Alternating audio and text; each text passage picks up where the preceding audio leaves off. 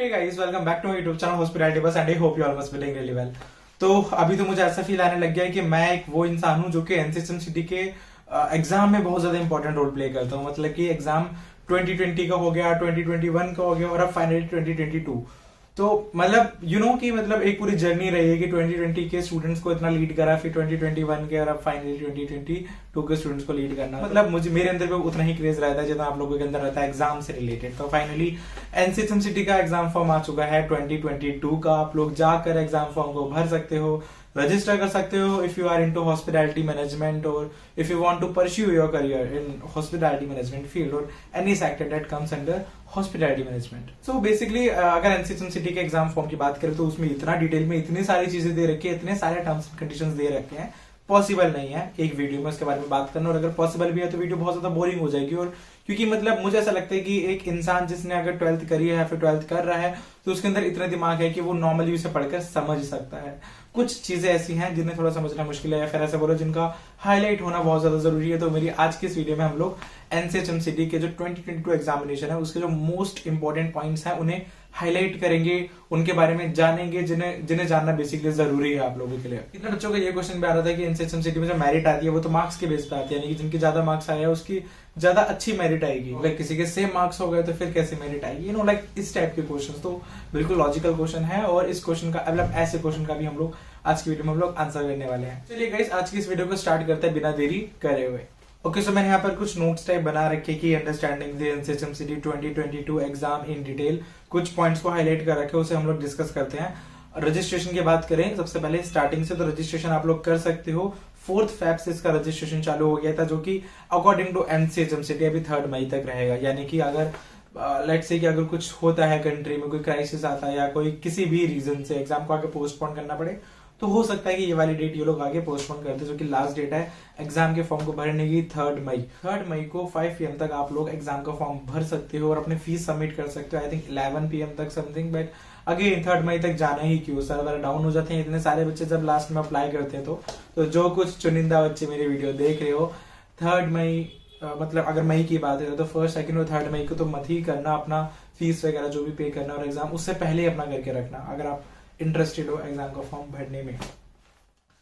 Second चीज जो कि हाईलाइट करना जरूरी है, जो कि है फीस कितना चार्ज कर रहा है एनसीएचएमसीटी एग्जाम फॉर्म भरने के लिए। तो अगर फीस की बात करें तो जनरल और ओबीसी के लिए 1000 रुपीज है, एडब्ल्यूएस के लिए 700 रुपीज है, एससी और एसटी के लिए 450 है, एंड जो हमारा थर्ड जेंडर होता है यानी कि जो ना मेल है और जो ना फीमेल है उसके लिए भी ये 450 है। करेक्शन विंडो यहाँ पर एक टर्म यूज हुई है जिसका लिखेगी आपकी करेक्शन विंडो अब ओपन रहेगी 4th से लेकर 6th मई तक। अब इसका मतलब ये है कि जो भी आपने फॉर्म भरा है, मैंने बोला है पहले बहुत बार कि फॉर्म को जल्दबाजी में मत भरो। कितने बार आप गलत इन्फॉर्मेशन भर देते हो, जो ओबीसी नहीं है वो भी ओबीसी भर देता है, जो एससी नहीं है वो भी एससी भर देता है, या और भी अलग तरीके की पापा का जो नाम है वो आधार कार्ड में सरनेम के साथ कुछ अलग है, फिर वहां कुछ अलग लिख दिया, लाइक बहुत छोटी छोटी डिटेल्स होती है। अगर ऐसी कोई प्रॉब्लम आती है तो आपका करेक्शन विंडो ओपन रहेगा, आप लोग 4 से 6 मई में उसमें उसे ठीक कर सकते हैं। मोड ऑफ एग्जाम जो कि गाइज यहाँ पर एक सबसे इंपॉर्टेंट रोल प्ले करने वाला है और इस बारे में मुझे आप लोगों से बहुत ज्यादा इंपॉर्टेंट बात करनी है। सबसे पहले जान लेते हैं मोड ऑफ एग्जाम क्या है। तो मोड ऑफ एग्जाम आपका ऑफलाइन रहने वाला है, यानी कि अगर पिछले साल की बात करें तो पिछले साल कहीं हद तक एग्जाम इजी था। आई होप कि आप समझ रहे हो कि वो कैसे इजी था। तो इस साल जो एग्जाम है वो आपका ऑफलाइन होने वाला है, सीबीटी मोड है, कंप्यूटर बेस्ड आपका टेस्ट रहने वाला है। और आपका अगेन कि आपका ऑफलाइन एग्जाम है तो वहां पर सुपरवाइजर, वहां पर आपको सुपरवाइज करा जाएगा, वहां पर टीचर्स वगैरह होंगे जो आपको देख रहे होंगे, जो इन्विजिलेटर्स जो यहाँ पर टर्म यूज करी जाती है। तो आप लोग बिल्कुल भी इस चीज का सोच के मत रहना कि एग्जाम ऑनलाइन होगा, घर बैठा एग्जाम दोगे और अपने अपने तरीके होते हैं एग्जाम देने के कि उस तरीके से मैं एग्जाम दे दूंगा। ये हो क्या आप समझ रहे हो। तो ऐसा कुछ नहीं है, एग्जाम आपका ऑफलाइन होने वाला है। तो डिफिकल्टी लेवल हो सकता है कि इंक्रीज हो जाए, जो अभी तक आपने सोचा हो उस तरीके से।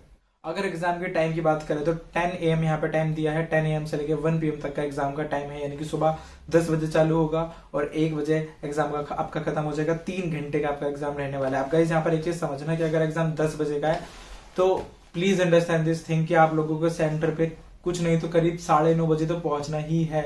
9:30 बजे से पहले पहुंचोगे चलेगा, लेकिन 9:30 के बाद भी मत पहुंचना, क्योंकि कितने बच्चे होते हैं जो सेंटर पर लेट पहुंचते हैं। अगर मैं अपनी ही बात करूं, अगर मैं सेंटर पर लेट पहुंचू, वो वहां पे बोलेंगे कि आप इतना लेट आए हो, ये है वो है। अब जल्दबाजी में मैं अपना वहां पर देख रहा हूँ कि अच्छा इस स्कूल में जाकर मैं, जैसे मेरा मॉडर्न पब्लिक स्कूल था दिल्ली का जहां पर मैंने एनसीएचएमसीटी का एग्जाम दिया था, तो आपका भी कोई ना कोई स्कूल होगा, कुछ जगह होगी, वहां पर आप फिर रोल नंबर देखोगे, लिस्ट देखोगे कहाँ लगी है, फिर वो जगह ढूंढेंगे जहाँ पे आपको बैठना है, इतने में थक जाओगे, पानी पीने का मन करेगा, लाइक बहुत सारी चीजें होती हैं। तो वो सब चीजें ना हो, उसे अवॉइड करने के लिए आप लोगों को वहां पर जल्दी पहुंचना है, क्योंकि जब ऐसी सिचुएशन आती है हमारा कॉन्फिडेंस लेवल लो होता है, और जब कॉन्फिडेंस लेवल लो होता है तो जो क्वेश्चन आता है वो क्वेश्चन भी हाथ से चला जाता है। आई होप कि इतना आपको समझ में आ गया हो। वीडियो के बीच में आप लोगों को एक बात बोलना चाहूंगा, इसके एनसीएचएमसीटी का एग्जाम जो है ये कॉम्पिटिटिव एग्जाम है, यानी कि कंपटीशन के बेस पे आपको रैंक मिलेगी। यानी कि जिसकी रैंक ज्यादा अपर रैंक होगी उसे ज्यादा टॉप का कॉलेज मिलेगा, जिसके लोअर रैंक होगी उसे लोअर कॉलेज मिलेगा। बेसिकली लोअर कॉलेज, या फिर ऐसा बोलो कि वो कॉलेज जो कि उस वाली पर्टिकुलर रैंक को एक्सेप्ट करे। तो यहाँ पर अपने कंपटीशन को जानना बहुत ज्यादा जरूरी है। उसके लिए मैं एक चीज बोलूंगा, आप लोग एक चीज कर सकते हैं, जो भी लोग मेरे अभी वीडियो देख रहे हो, अभी वीडियो में आप लोगों को बस एक चीज करनी है, यहाँ पर कमेंट करना है कि अगर आप लोगों को रेट करना पड़े अपने एनसीएचएमसीटी का जो एग्जाम हो रहा है उस एग्जाम की प्रेपरेशन को आउट ऑफ 10 अगर आप लोगों को रेट करना हो, प्लीज जेन्युइन रेटिंग देना, उल्टी सीधी रेटिंग मत देना, ये एक हम्बल रिक्वेस्ट है। आउट ऑफ 10 अपने आप को रेट करो। अब आउट ऑफ 10 आप कैसे रेट कर सकते हो, यानी कि आपका लेट से कि अगर किसी का जैसे हमारे 5 सब्जेक्ट हैं तो आप उन 5 सब्जेक्ट के बेस पे कर सकते हो कि लेट से कि अगर आपका इंग्लिश है तो इंग्लिश एक हो गया, फिर लॉजिकल रीजनिंग हो गया, फिर क्वांट एक हो गया, फिर एलआर एक हो गया, जनरल अवेयरनेस हमारा होता है, सर्विस एप्टीट्यूड, ये सारे सब्जेक्ट्स होते हैं। तो इन सबको आप इंक्लूड करके आप क्या कर सकते हो, आप उसमें अपने आप को रेट कर सकते हो आउट ऑफ 10, और उसी में आप अपना टाइम मैनेजमेंट वगैरह भी देख सकते हो। अगर आपको लगता हो कि आप कितनी जल्दी क्वेश्चन अटेम्प्ट कर सकते हो, तो आप लोगों को भी क्या करना है, आप लोगों को अपने आप को आउट ऑफ 10 रेट करना है। कोई अपने आप को 6 रेट करेगा, कोई 7 रेट करेगा।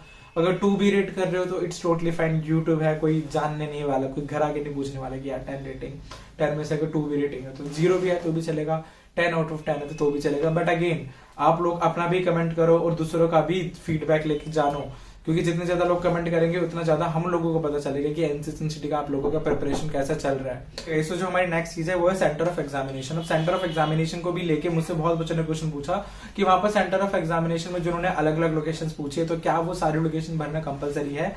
सो यस गाइस, वो सारी लोकेशंस भरना कंपलसरी है। प्रेफरेंस का एक ऑर्डर होता है, जो आपका सबसे पहले वाला प्रेफरेंस है वो आपको देखा जाएगा, यानी कि जिन बच्चों ने पहले फॉर्म भरा होगा वहां पर उनका ये फायदा हो जाएगा। जैसे कि अभी तक हम लोग सोचते हैं कि हमारा पहले फॉर्म भरने का क्या फायदा, तो वो प्रेफरेंस में फायदा हो जाता है। पहले जिन बच्चों ने अप्लाई करा होगा उनका प्रेफरेंस देखा जाएगा। लेट से मैं दिल्ली का हूं और मैं दिल्ली का प्रेफरेंस भरता हूं, तो अगर मैंने फॉर्म बहुत ज्यादा लेट भरा है और दिल्ली की सारे सीटें फुल हो गई तो वो लोग मेरे को जयपुर वगैरह जो भी आसपास है वो लोग वहां पे मुझे शिफ्ट कर देंगे। एडमिट कार्ड की अगर बात करें, एडमिट कार्ड रिलेटेड इन्फॉर्मेशन और जो भी आपकी आगे की इन्फॉर्मेशन होगी आप लोग यहाँ पे नोट कर सकते हो। nchmje.nta.nic.in इस वेबसाइट का लिंक मैं आपको डिस्क्रिप्शन बॉक्स में भी दे दूंगा। प्लीज गाइस इस वेबसाइट पर जाकर विजिट करो, और एनसीएचएमसीटी के जो भी इंपॉर्टेंट लिंक्स है उसका भी डिस्क्रिप्शन बॉक्स में आप लोगों को लिंक दे दूंगा। आप इन सब वेबसाइट पे जाओ, इन्फॉर्मेशन बुलेटिन को आराम से बैठ के कम से कम 15-20 मिनट 25 मिनट कुछ मत करो, बस इन्फॉर्मेशन बुलेटिन को आराम से बैठ के पढ़ो। ठीक है, इन्फॉर्मेशन बुलेटिन को जितना ज्यादा पढ़ोगे चीजें क्लियर होंगी, सॉर्ट आउट हो जाएंगी। ओके गाइस, अब जो मैं पॉइंट बताना चाह रहा हूँ प्लीज थोड़ा ध्यान से सुनना इस वाले पॉइंट को, काफी ज्यादा इंपॉर्टेंट पॉइंट है और ये है हमारा मेरिट लिस्ट से रिलेटेड।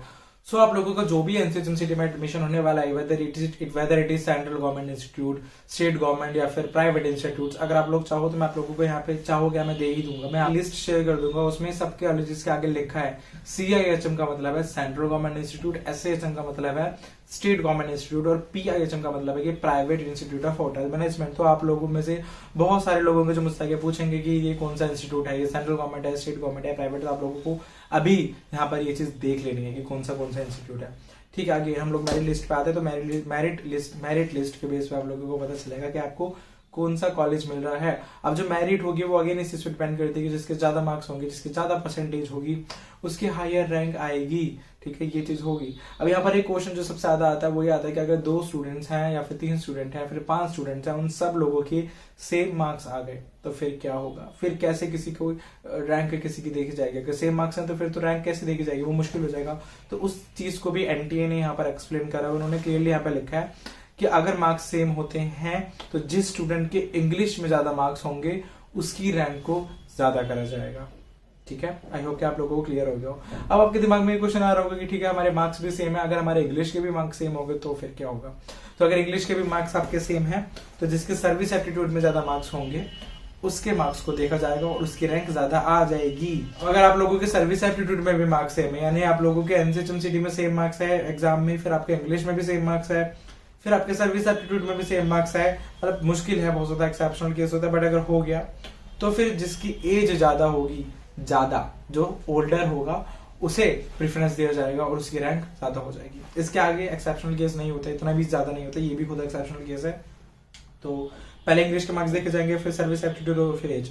तो आई होप कि आप लोग थोड़ा चीज समझ रहे हो कि आप लोगों को इंग्लिश और सर्विस एप्टीट्यूड के ऊपर वैसे ही और से जो सब्जेक्ट है ज्यादा पॉइंट ले रहे हैं। तो और इस केस में भी ये सब्जेक्ट बहुत ज्यादा इंपॉर्टेंट रोल प्ले कर रहे हैं, तो आप लोगों का इन सब्जेक्ट के ऊपर तो ज्यादा फोकस करना ही करना है। तो गाइस ये तो हमारी major information related to NCHMCT का जो हमारा एग्जाम होने वाला है और इसका जो फॉर्म है। बट गाइस वीडियो के एंड में आप लोगों को कुछ टिप्स देना चाहूंगा मैं एग्जाम से रिलेटेड, कि मुझे पता है आप लोगों का बोर्ड का एग्जाम भी है और आप लोगों का एनसीएचएमसीटी का एग्जाम भी है, और आप में से बहुत लोग सोच रहे होंगे जिन लोगों ने एक्सपेक्ट भी नहीं करा होगा। पर्सनली मैं बोलूं तो मैंने एक्सपेक्ट करा था कि अगस्त या जुलाई में जाके एग्जाम होगा, मैं वीडियो में आप लोगों को बोलते भी था ये चीज। बट देखो ये एनसीएचएमसीटी ने एग्जाम अभी रख दिया है मई के एंड में, 28 मई को एग्जाम रख दिया है। तो गाइस आप लोगों को ऑफकोर्स बोर्ड के ऊपर तो फोकस करना ही है, इसके ऊपर भी करना है। तो आप लोग अभी बेसिक चीज ये कर सकते हो कि अपना एक मेन फोकस जो है वो बोर्ड पे रखो, क्योंकि बोर्ड आपके ज्यादा रास्ते खोलता है आगे फ्यूचर में। तो बोर्ड पे फोकस रखो, इसका साथ साथ सिलेबस चलाओ, और जैसे ही बोर्ड कंप्लीट होता है अपनी पूरी एनर्जी लगा दो, पूरा टाइम इसमें लगा दो सिर्फ और सिर्फ एनसीएचएमसीटी में।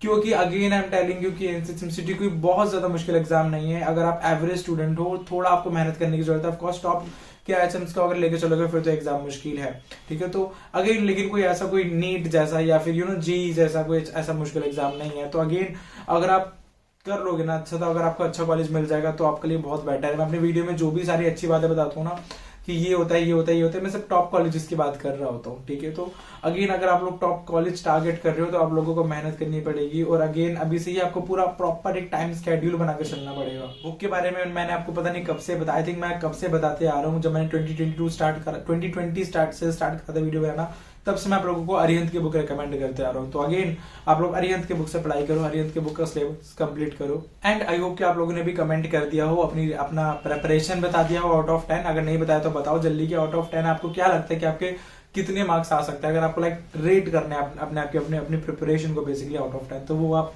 कमेंट करके जरूर बताना था कि आपको और बाकी बच्चों को भी सबको एक साथ पता चले कि क्या सिनेरियो बेसिकली चल रहा है एनसीएचएमसीटी जेईई का प्रिपरेशन का। So this is it for today guys, मिलते हैं मेरी नेक्स्ट वीडियो में, तब तक के लिए thanks for watching and have a nice day.